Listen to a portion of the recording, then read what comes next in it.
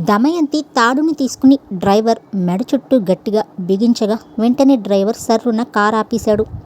కీచుమని చెవులు చిల్లులు పడే పెద్ద సౌండ్ వచ్చింది. ఆ తర్వాత పెద్ద కుదుపు మాత్రమే తెలిసాయి మయూరికి. ఆ తర్వాత ఆమె కళ్ళు తెరిచేసరికి హాస్పిటల్ బెడ్ మీద పడుకుని ఉంది. డాక్టర్, పోలీస్ ఆఫీసర్ ఆమె కళ్ళు ఎప్పుడు తెరుస్తుందా అన్నట్లు ఆసక్తిగా ఎదురు చూస్తూ కనిపించారు. జరిగిందంతా ఒక్కసారి కళ్ళ ముందు మెదిలింది. మయూరి విలపించసాగింది. అక్కెక్కడా అని పిచ్చిగా అరవసాగింది. తాను ఎక్కడో అంతు తెలియని అగాధంలోకి అమిత వేగంగా విసిరివేయబడుతున్నట్లుగా అనిపించసాగింది. అక్క ఎక్కడా అనుకున్నప్పుడు ఆమె ఆంతర్యం అగ్నిపర్వతంలాగా అయిపోసాగింది. వెంటనే కళ్ళు తెరిచింది. దమయంతిని చూడాలన్న ఆకాంక్షపూర్వకమైన చూపుల్ని నలుదిక్కులా పరిగెత్తించసాగిందామె. ఎక్కడా ఎటువంటి సూచనలు కానీ అక్కడ ఉన్నట్లుగా కనిపించలేదు. హతాశురాలైందామె. తాను ఇక్కడకు ఎలా చేరగలిగిందో, తనతో పాటుగా ఉన్న మిగిలిన వారు ఏమైనారో అర్థం కాలేదు. డాక్టర్, అక్క ఎక్కడ ఉంది? నేను ఆమెను చూడాలి అని పిచ్చిగా అరుస్తూ శయ్య మీద నుంచి శరీరాన్ని కదల్చాలని ప్రయత్నించిందామె. కానీ అందుకు అవకాశం చిక్కలేదు. లేవాలని ప్రయత్నించగానే శరీరం అంతా శూలాలతో పొడిచినట్లుగా బాధించసాగింది. శయ్య మీద నుంచి లేచేందుకు తాను అశక్తురాలనన్న విషయం తెలియగానే ఆమెకు అక్కను చూడలేకపోయానన్న బాధ అధికమైంది. నర్స్ అని పిలిచాడు డాక్టర్. ఒక ఇంజెక్షన్ ఇచ్చేందుకు అప్పటికే సంసిద్ధురాలై ఉన్న నర్స్ ఎస్ సార్ అంటూ అడుగు ముందుకు కదిపింది. ఇంజెక్షన్ ఇచ్చేందుకు కనుసైగతోనే ఆమెకు ఆజ్ఞ ఇచ్చేశాడు డాక్టర్. నర్స్ మరో అడుగు మయూరి వైపుగా నడిచింది. ఆమె వంక దిగులుగా బాధగా చూసింది మయూరి. అక్క గురించి చెప్పకుండా దాచి వీరంతా ఏదో నాటకమాడుతున్నారని అర్థమైన చూపులవి. తప్తనేత్రాలు. మీ అక్క గురించి ఆనక విందు కానీ ప్రస్తుతం నీ పరిస్థితి బాగోలేదు. ముందుగా నీవు చాలినంత విశ్రాంతి తీసుకోవాలి. లేకపోతే నీవు కూడా ప్రమాదంలో పడతావు. కదలాలని ప్రయత్నించకమ్మా అన్నాడు డాక్టర్. అప్పటికే నర్స్ మందు ఎక్కించేసింది. అంటే అక్క ప్రమాదంలో పడిందా డాక్టర్? అక్క గురించి తెలియకుండా నేనెలా విశ్రాంతి తీసుకోగలను అంటూ దుఃఖించసాగిందామే. అయితే ఆ మాటలకు డాక్టర్ కంగారు పడలేదు. దుఃఖితులైన రోగుల మీద అతడికి అపారమైన జాలి ఉంది. అయితే దాన్ని బహిర్గతం చేయటం వృత్తి ధర్మం కాదు. కర్తవ్య నిర్వహణలో మాత్రమే ఆ సానుభూతిని అభివ్యక్తం చెయ్యాలి. అందునుంచి అటువంటి మాటలు వినటం అలవాటైనట్లుగా నవ్వాడతడు. విశ్రాంతి తీసుకోవాలని నీకు లేకపోయినా నువ్విప్పుడు విశ్రాంతే తీసుకోవాలి చిరునవ్వుతో అంటూ అక్కడి నుంచి కదిలిపోయాడు. భయము, బాధ వీటి వల్ల రోగులకు కలిగే కంగారు నర్స్కి కూడా బాగా అలవాటు. అందునుంచి ఆమె కూడా డాక్టర్లానే నవ్వింది. ముందు నీ శరీరానికి కావాల్సింది విశ్రాంతి. అది పూర్తయ్యేదాకా నీకు అక్కర్లేదన్నా నీవు విశ్రాంతినే తీసుకోవాలి. అలా విశ్రాంతి తీసుకునేలాగా మేము చేయగలం అన్నదామె సానుభూతిగా నవ్వుతూ. వారి మాటలు ఆ స్థితిలో మయూరికి సరిగ్గా అర్థం కాలేదు. అయితే తన క్షేమం కోసమే వారు అటువంటి వైఖరిని ప్రవర్తిస్తున్నారని స్పష్టంగా అర్థమైంది. కనురెప్పలు బరువెక్కుతున్నాయి. మనసు గజిబిజిగా మందకొడిగా అయిపోతుంది. నువ్వేం చదువుకుంటున్నావు అని అడిగింది నర్స్. బిఏ అంది మయూరి బరువుగా. 1, 2 అంటూ ఎన్ని అంకెలు అప్పగించగలవు అంది నర్స్ నవ్వుతూ. అందుకు మయూరి తేలికగా నవ్వేసింది. నవ్వేశానని అనుకుంది. కానీ ఇచ్చిన మార్ఫియా ఇంజెక్షన్ అప్పటికే పనిచేయడం ప్రారంభించడంతో పెదవులు బరువుగా విరిగాయి. తాను తేలికగా నవ్వానని మాత్రమే మయూరికి తెలుసు. నవ్వాలని ప్రయత్నించి విఫలమయ్యింది. ఆ విషయం నర్స్కి కూడా తెలుసు. అందునుంచి మళ్ళీ మెత్తగా నవ్వింది. ఎన్నైనా అంది మయూరి ముద్దమాటలుగా. అప్పగించి చూద్దాం అంది నర్స్. మయూరి అంకెలు అప్పగించడం ప్రారంభించింది. కానీ 10 అయినా పూర్తి కాక మునిపే నాలుక మందగించిపోయింది. తన ఇష్టాయిష్టాలతో నిమిత్తం లేకుండా గాఢమైన నిద్రావస్థ లాంటి స్థితిలోకి జారిపోయిందామె. నర్స్ పక్కను పైటను చక్కదిద్ది అక్కడి నుంచి చకచక నడిచి వెళ్ళిపోయింది. నిండా 2:30 గంటల తర్వాత తిరిగి ఆ గదిలోకి వచ్చిందామె. అప్పటికి మయూరి పూర్తిగా తెలివిలోకి వచ్చింది. నిద్ర వల్ల దొరికిన రవంత బాధోపశమనం వల్ల ఆమె ముఖంలోకి జీవకళ వచ్చింది. అంతకు మునుపు తెల్లగా పాలిపోయి ఉన్న పెదవులు కించెత్తు ఎర్రబడ్డాయి. అయితే యాక్సిడెంట్ వల్ల జరిగిన అనర్థాలేమిటో ఊహించలేక తికమక పడిపోతూ విలపించసాగిందామె.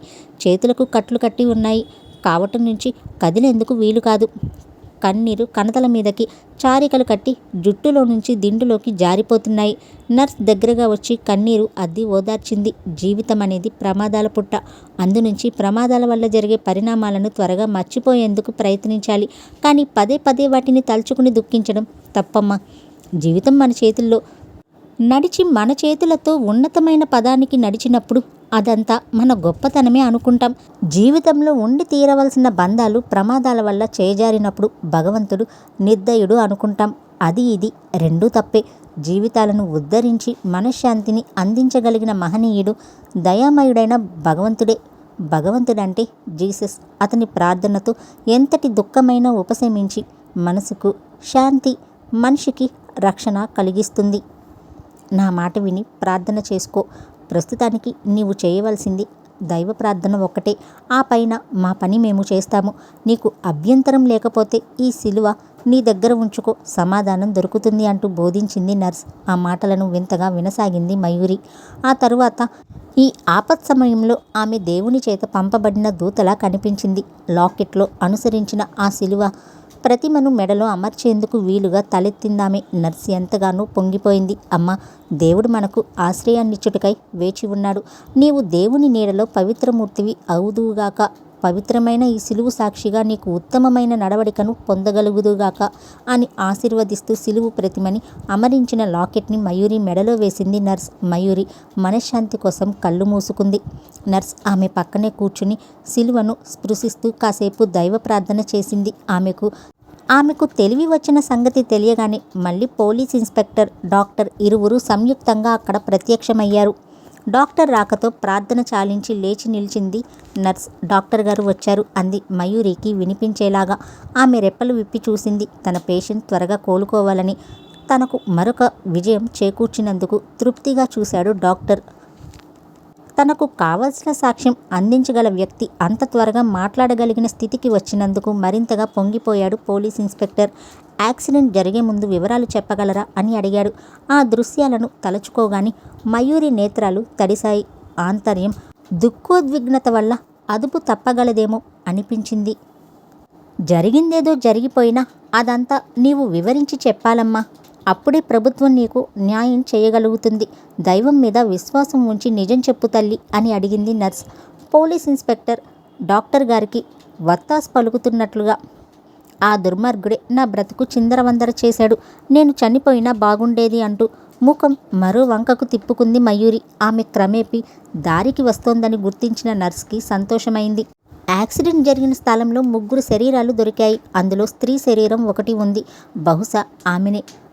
నువ్వు అక్క అని పిలుస్తున్నావనుకుంటున్నాను. సారీ అమ్మా, ఆమె చనిపోయింది. యాక్సిడెంట్ వల్ల కాదు, వెన్నులో దిగిన కత్తిపోటు వల్ల చనిపోయింది.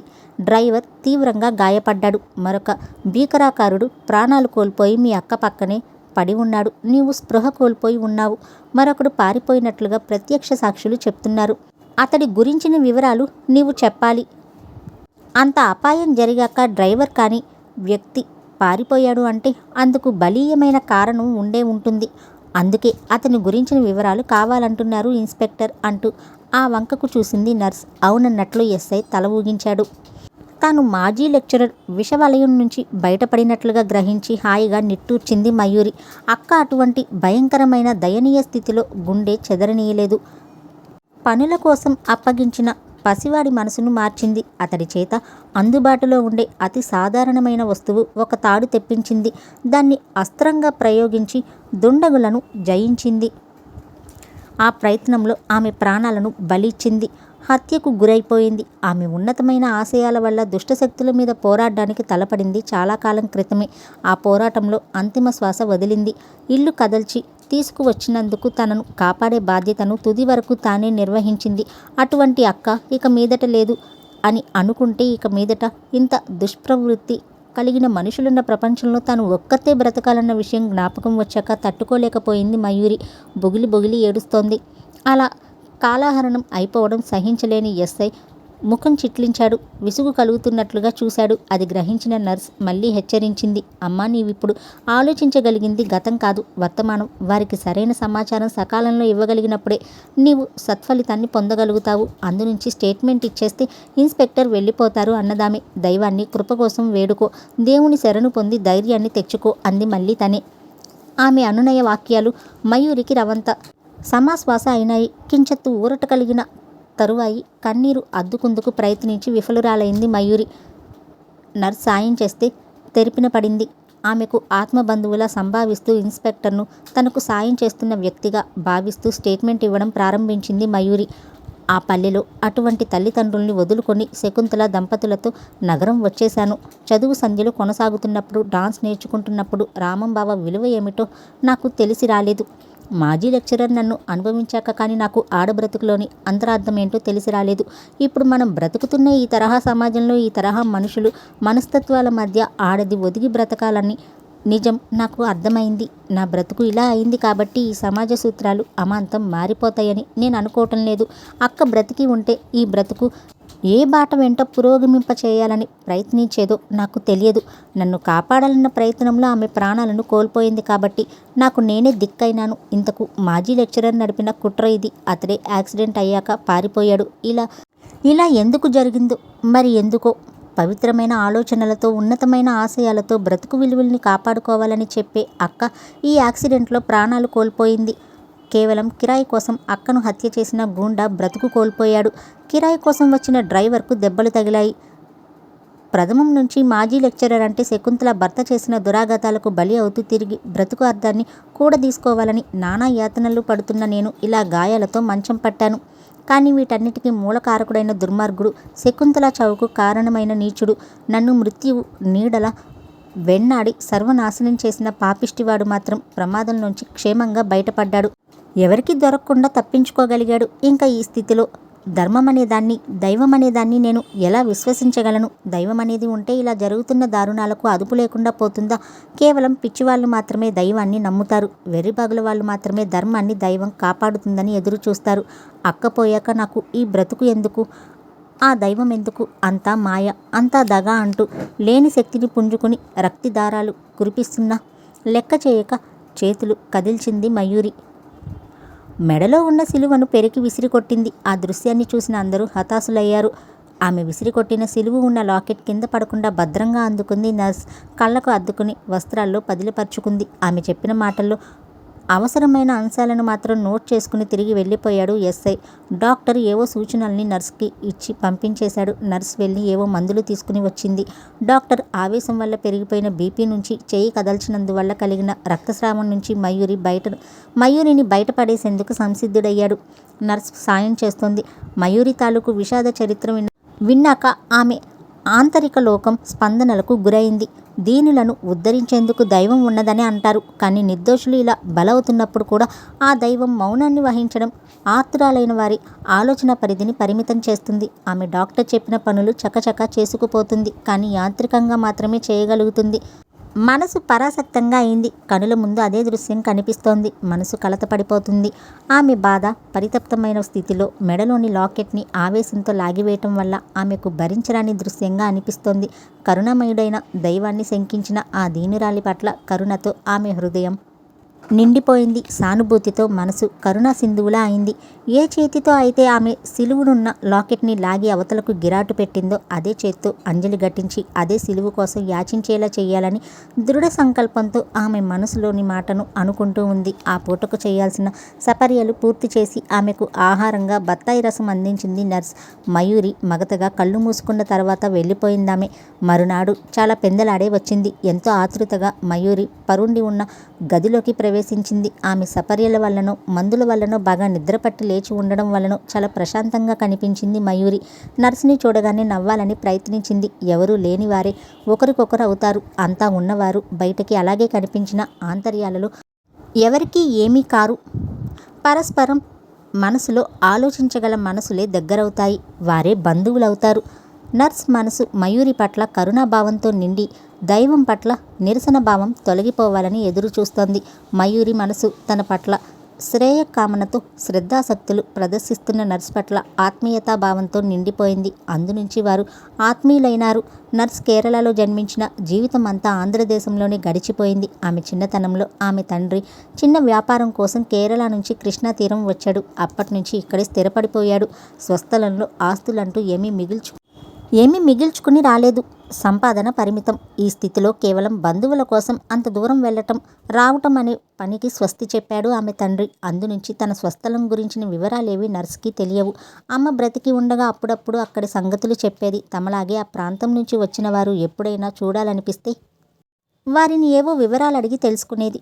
ఒక్కొక్కప్పుడు ఆనందంగా కనిపించేది, మరొక్కప్పుడు విషాదంగా కనిపించేది. ఆమె గతించిపోయిన తరువాత తండ్రి చదువు చెప్పించడం ప్రారంభించాడు. అది పూర్తి కాకమునుపే అతడికి మతి చలించి దేశాలు పట్టుకుపోయాడు.